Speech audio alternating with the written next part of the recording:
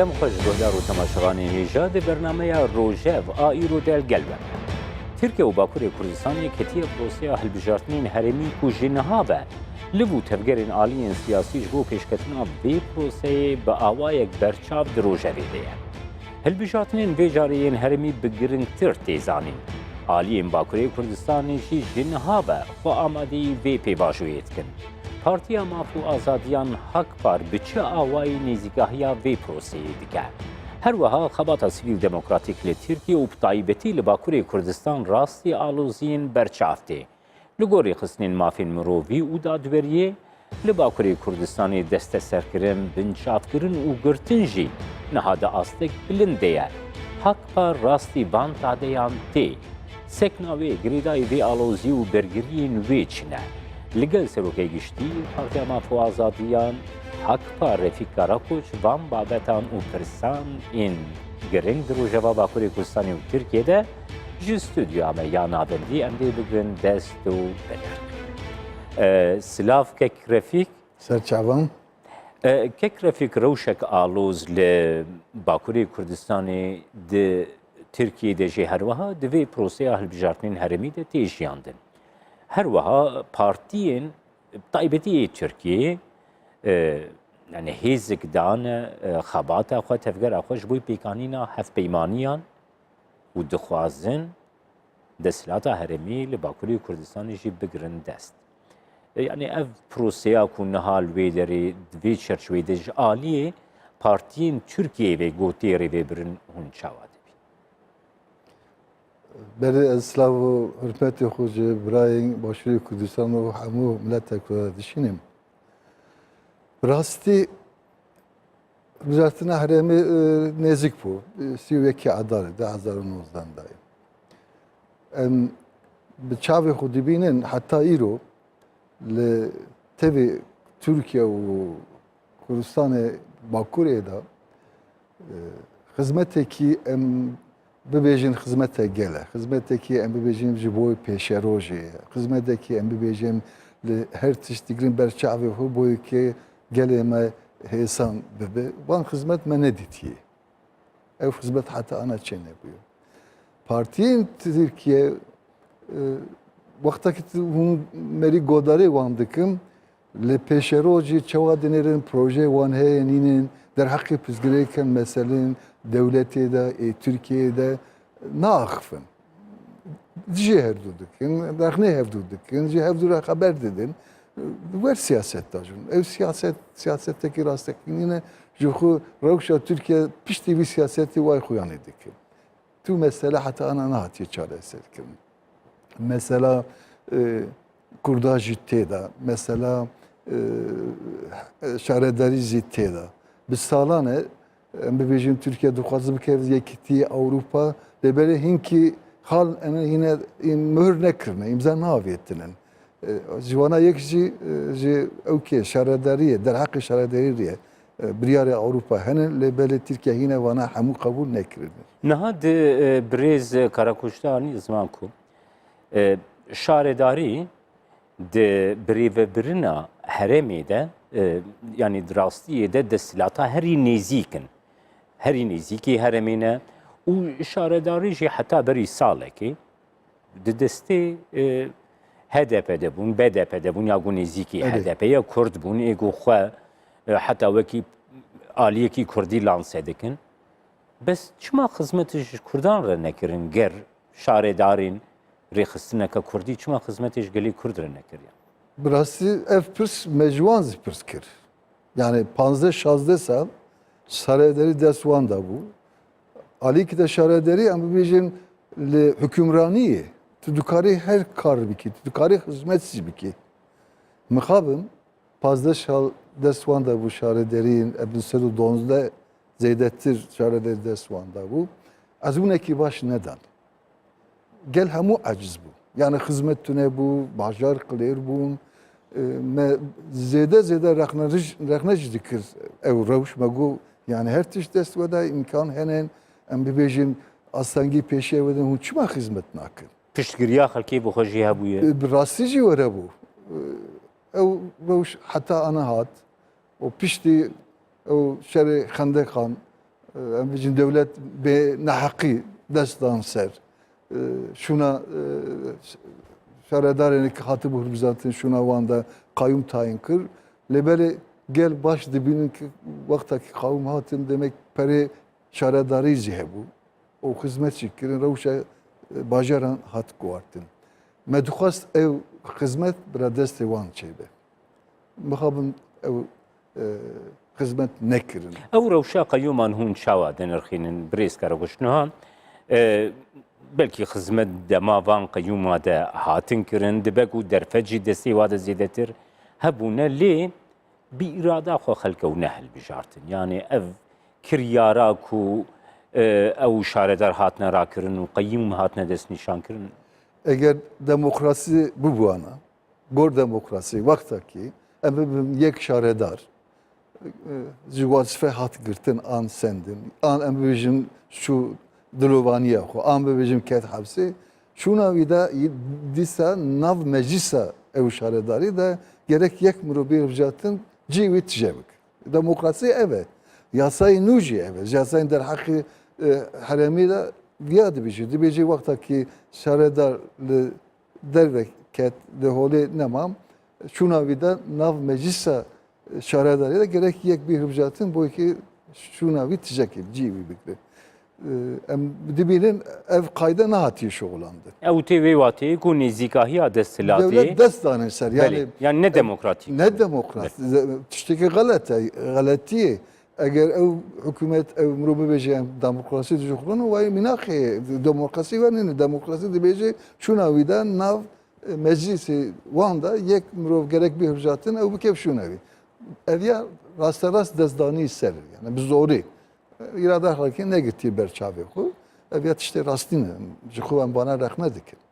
Yani hizmetkirin tiştê cudayê lêbelê destdanî ser tiştê cudayê. Ev ya bi zorî em bibêjin bi hükümet devleti destanın ser şaredarî girtirin danın kayyuma. برێزکارە کۆچە ji aliyê xwe ve li Tirkiye desthilata Tirkiyeyê AK Partî ku mezîntirîn partiya Tirkiye hev peymaniyek li gel partiya nîjadperest MHP pêkaniye gelo ev pozisyona tifaqa cumhur di warê hilbijartinên herêmî de jî digarê tesîrekê fişarekê bandorekê li Bakurê Kurdistanê bike. Her dualî menfaetê wan ser alozî eğer li Komara Tirkiyeyê de çok alozî çêbe ew her dualî MHP jî tê de istifade dikin. Pêşerojê de bo van tiştana xwe amade dikin. Bi çavê ev alozî dîsa li hevjatina herêmê dinêrin. Paşerojê me bi çavê xwe dît me tecrübe kir me cerebanî wexta ki dikevin astangî çareserî li alozî de li taqinî de li hevkirinê de dibînin. Îroj ev ihtimal heye. Ji xwe ana li Tirkiyeyê sazûmanekî normal nîne. Rewşa awerteyê. Sazîn sivî nikarin bixebitin. Em partî nikarin xebata xwe bihêsanî bînin holê. Em wexta ki derdikevin kolana boyê ki em tiştîkî bînin ziman boyê ki em gelê xwe agadar bikin pêşiya me de polîs û leşkerî henin. Aliyê aborî de, aliyê ewlekarî de, aliyê mahfê em bijin siyasî partiyan de em hêsan naşolin. Yani şertê me gelek zorin. Duê çerçevê de birêzkara kuşniha partiyên navendiyên Tirkiyeyê lê li aliyek din Partiya Demokrasiya Gelan HDP ku ew bi xwe jî xwe weka partiyekî Tirkiyeyî bi nav dike. Lê ji derveyê wê ger em partiyên Kurdistanî bigirine dest Hakbar jî di nav de yanî çendîn partiyên Kurdistanî potansiyelekî gelekî berfereh Kurd çima partiyên Kurdistanî nikarin wê potansiyelê organize bikin birêzkara koç. Gelek sedemê heye yani em rastî bibêjin. Jara yekî me zikirin eviya bibêjim ji bo vê armancê hûn dizanin Hakbar sal 2002 de hatta mezrandin. Wextekî Hakbar hatta mezrandin partiya Maf û Azadiyan ev hevalên me ev ana partî nav partiyên partî xistin damezandin hemû têda bûn. Yani em partiya netewî bûn, partiya yekîtî bûn. Wextekî bername Haqparê hat çekin, bername Haqpar bernameyê demokratî û netewî û aştî bû. Hemû têda bûn. Mixabim rêveberiyên partî hinkî xeletî kirin. Pirsgirêkên piçûk derketin çareser nekir, ew pirsgirêk mezin bû û em hatin vî qonaxê. Yani xuyayê li Bakurê Kurdistanê û pirsgirêkên biçûk dibine sedem ku pirsên mezin li pêşwa têk dikin. Rast e. Yani îro tu bername 4-5 partî hene. Em bername ve mêzekin bi rastî sedî not û pênc dibêjin hevdû. Merî car carana nikane ji hev cuda bike kîja bername kîja partiyê. Gotinê me, daxwaziyê me hûn jî dibînin. Car carana em bêjin em tên bernameyê ve beşdarê bername dibin. Gotinê me sedî not mîne hevdû. Lê ben hinkî astangî heye em gerek bana derbas bikin. Çinin avana yek em dibêjin me bi rê aştî û demokrasî çareserî dariye berxwe em li gor yasayî û mekazagonê Türkiye xebata siyasî dikin em gerek vana bigrin berçavê. Em dibêjin yasaya siyasî, partiyên siyasî de dibêjin hûn çil û yek bajar da û van bajaran da zî ya yek jî navçeyan wan da bajarokê wan da hûn teşkilat daneynin li qewan tune bi hûn mahfê dibijatîn nikanin bistînin. Îjarê tiştê hêstan nîne. Takriben çil û yek bajar û sî yek ji bajarokê wan 165 lik. Lê ev paradokseke jî birêzkere kuşnuha li aliyekî partiyên Tirkiye mesela. Tu AK Parti bigirî, CHP bigirî, İYİ Parti, Saadet Partisi, MHP û ew partiyên dinê got dikarin de asa Tirkiyeyê de beşdarî hilbijartinan bibin. HDP jî nav de. Lê partiyên Kurdistanî ku xwedî wê potansiyela mezin yani hejmara Kurdan li Bakurê Kurdistanê 25 milyon nêzîkî 3 milyon wekî dengdêr jî bi qasî 16-17 milyon dengderên Kurd. Kurd nikarin partiyekî ava bikin ku bikaribe li seranserê Tirkiyeyê bikaribe xwe organize bike û tesîrê li siyaseta navendiya Tirkiye bike. Li heta ana tişne de ketiye holê. Ev ya sucdarê vî karî milleta Kurd bixwîne. Sucdarê vî karî siyasetmedar û rewşenbîrê Kurdan e. Wekî min got bernameyê me wekî hevdû ye. û astangî jî em dibînin berçavê me ye. Aliyê aborî de astangî heye. Aliyê Evlekarî de astangî heye. Aliyê endamê partî de astangî heye. Dewlet naxwaze kes ji rêya aştî û demokrasî bibe endamê partî damezin. Vana hemû em berçavê dibînin. û bi rastî jî ana siyasetê Tirkiye girêdayî pere ye, aborî ye. Eger aboriya hurt nebe tu nikarî hêsan ji siyaset bikî. Avana hemû berçavê me em dibînin. Eger em bikarin van probleman çareser bikin, ronahîkîn deynin ber gelê xwe ez pir baş dizanim, me ceribandiyê gel piştgiriya me vekis. Sal 1989 da wextekî heft milletvekilî sernavê Kurda hatibû bijatin endamê SHP'yê bûn. Ew CHP yine nîbû. Li vê derê gelê me boyekî heft parlamenterê Kurda sernavê Kurda beşdarê civîna Parîsê bûn, Kurd temsilcî bûn. Hatin avêtin hemû gel carikê de rabû selfiya alîkariyê me kir. Sal 1989 da me Diyarbekirê de ji bo şaredarê namzet serbixwe derxist. Li Diyarbekirê sedî not alîkariyê me kir. Birêz Karakoçniha divê proseya hilbijartinên herêmî de. Ha di qada tevgera Kurdetê gotin gava ku Kurd dikevine hin momentên trajedîk de her wiha her momentên ku wan mecbûr dikin nêzîkê hevûdû bibin wê demê nêzîkê hevûdû dibin. Niha hilbijartinên herêmî li Tirkiye Bakurê Kurdistanê jî çê dibin.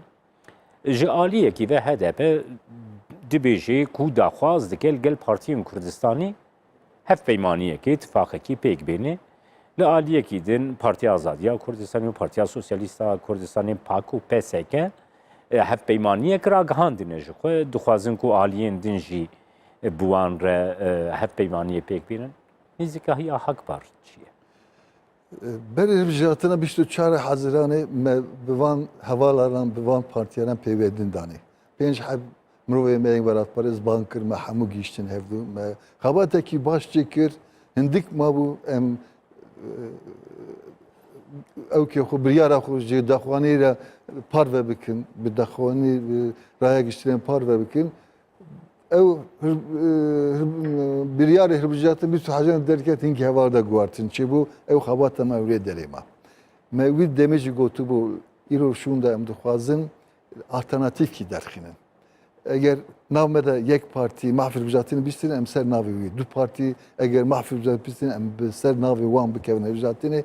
Eger heta hilbijartina herêmê ev derfet destê me neket em bi hev re namzetê serbixwe derxînin. Ev biryar me girtî bû. Min mixabim dema parlamenterî derket pêş biryara wî hat girtin hin kevadan guartin çi bû meselî de hevalan gotûbû li gotinên HDP çareseriyê wan der heqê mesela Kurdan da niyet û pêşniyarê wan em rast nabîne em bi wan pêwedî danayîn. Me eviya bi nivîsandî gotûbû li her derecê em dibêjin. Li belê hinkî hevalan biryarê xwedan gotin em dixwazin bi hemî kes re pêwendî deynin me got em nayên bavê. Çûn dawiya wî jî me hemûya dît me namzetê serbixwe derxist ji bo hilbijartina parlamenî. Ji bo hilbijartina herêmî jî ev pêşniyarê me hebû li holê bû. Programa xebatê ya Hak Parê ji bo hilbijartinên herêmî dê çi be? Yek cîvîna me derbas bû du mehberê. Cîvîna me dawî da ê meclisî de me biryara xwe girtiye çerçeva me diyar e. Me gotiye çuxa imkanê me hebe em bikarim çend cihanda namzetê serbixwe derxîne em ê derxînin. Du wî ji derveyê me kî dibe birabe be. Endamê partiya be am serbixwe be. Welatparêz be serbixwe be em ê alîkarê wan bikin. O derveyê wî jî eger tiştê nû derkeve em bibêjin pêşniyarên nû em bêjin rewşa nû tişt derkeve em ê dikarin li kongre xwe em civîna xwe avertê çêkin derheqê wî de biryar biştinin. Ez dizanim piş vegerandiran be em ê dîsa van mesela bigirin rojeva xwe em ser van biaxivin tiştekî nû hebe em ê derwî jî derheqê wî de jî biryar bidin. Lê biryarê me yek ana me dayî nasandin raya giştî dizanin em ê gelê xwe bê alternatif neyîlin û derveyê me jî namzetê serbixwe û welatparêz hebin em ê alîkarî bikin em bi hev re xebat çêkin. Sedema ku Hak Par dibêje ez bi HDP re tifaqekê pêk nayînim. Ji bo hilbijartinên herêmî jî çi ye birêz Refîk Karakoç? Me tecrübe kîvî me tecrübe dîtî ezmûnê xirab danin derheqê şaredariyê da. Yani mahfê me tune em dîsa xeta bikin şaredarî teslimê wan bikin. Eger bi rastî ew ezmûn nebûwana ew tecrübe nebûwana me dixwast hemû kes re ji bo xizmeta gelê xwe ji bo xizmeta şaredarî tekîrî bi dayînayane bi hev re kar bikirane. Me dît kî derd û kurê wan xizmeta gel nîne xizmeta bajara nînin wana hemû berçavê me bû em nikarin ana bibêjin dîsa em teslimê weke em alîkarî. Bu alîkarî me bire nebe. Em ji bo gelê xwe ji bo xizmetekî çawa baş çê dibe em wana bigirin bi destê xwe em bidin gelê xwe naskirin. Boy wî ki em bibin alternatîf. Em ji bo alternatîf derdikevin. Boy ki em bibêjin em xwedî vê tiştîne sibê du sibê eger ev şaredarî bikeve dest me hûn bibîne em çawa xizmet dikin welatperest çawa xizmet dikin em nîşanê wan tiştane derxînin holê. Kek Refîk di proseya hilbijartinên herêmî li Tirkiyeyê de niha yani ji aliyên demokratîkên Tirkiyeyê ve tê gotin ku beramberî rêxistinên sivîl demokratîk, beramberî rêxistinên mafê mirovan, beramberî rêxistinên demokrat li Tirkiyeyê û bi taybetî li Bakurê Kurdistanê aloziyên mezin têne derxistin. Wekî Hak Par alozî ji bo xebata we jî tê derxistin gelo. Hinkî partî hene menfaetê wan berjendî wan li ser aloziyê. Em wekî Partiya Mafa Azadiyan em dibêjin demokrasiya Tirkiye jî ji bo me giring e û tekoşine gelmez ji bo me giringe. Ji xu bername me her du ew jî dîstîne ber xwe. Yani girtî ber çavê xwe. Em çi dibêjin? Em dibêjin eger demokrasî firebe li Tirkiyeyê millet me jî ji wî istifade bikin. Wexta demokrasî holê rabû herî zehmetê mezin, herî işkinceyê mezin gelê Kurt li wê derê dibinin. Bu yekî demokrasî Türkiye ji bo me jî giring e eger Türkiye ji alî demokrasi gav bav jî em alîkarî dikin. Divê çerçeveyê de eştev pirsim kek Refîk Nuhan li Osloyê vê heftiya derbasbûyî de konferansek ji bo rewşa pirsa Bakurê Kurdistanê çareseriya wê birêyên demokratîk di astekî navneteweyî de li dar ket. Li Tirkiyeyê aliyên bi taybetî nîjadperestê Tirkiyeyê êrişekî mazinên wê konferansê kirin. Her wiha hevseroka Partiya Demokrasiya Gelan HDP Pervîn Buldan jî destnîşan kir ku konferansên wisa dê encam nedin ji ber ku muhetab diyar e û ev ê wekî muhetab rêberê PKK Abdullah Öcalan destnîşan kir. Lê ez dixwazim wê pirsê ji de bikim. Pêkanîna konferansên wiha di qada navneteweyî li dervî Tirkiyeyê de gelo bandoreke wan li pêvajoya aştiyê çareseriya pirsgirêkan li Tirkiye û Bakurê Kurdistanê dikare hebe. Em her tim dibêjin. Mesela Kurda cudayı, mesela PKK cudayı. Eğer devlet PKK'ye rûdinin bira navbera wî û PKK'de çi heye çi nîne ew şerê çekdarî bêsekinandin em eviye dixwazin. Baş e. Lê belê mesela Kurda, mesela PKK niye? PKK ji ser mesela Kurda derketî encam e. Encam e. Eğer devlet bu xwazin mesela Kurda çareser bike gelê Kurd li wê derê. Partiyê Kurdan henin, sazên Kurda henin, em hemû li wê derinin, em peşniyarî dikin, daxwaziya me heye, em devlete dibêjin eger hûn bixwazin mesela Kurda çareser bikin, fermû ji were proje. Em dibêjin mesela eger sazûmaniya Türkiye li ser federalî biguhire, mesela Kurda jî tê de hêsan çareser bibe, biratî çêbe, wekevî çêbe, ev alojî bile holê rabe. Evana em herod dibêjin denîstînin bername me de jî heye. Bo yekî em dibêjin mesela Kurda, mesela PKK tenê nîne, mesela PKK cudayê, mesela Kurda cudayê. Eger devlet bixwaze mesela Kurda çareser bike, Kurd wayê li her alî de hen.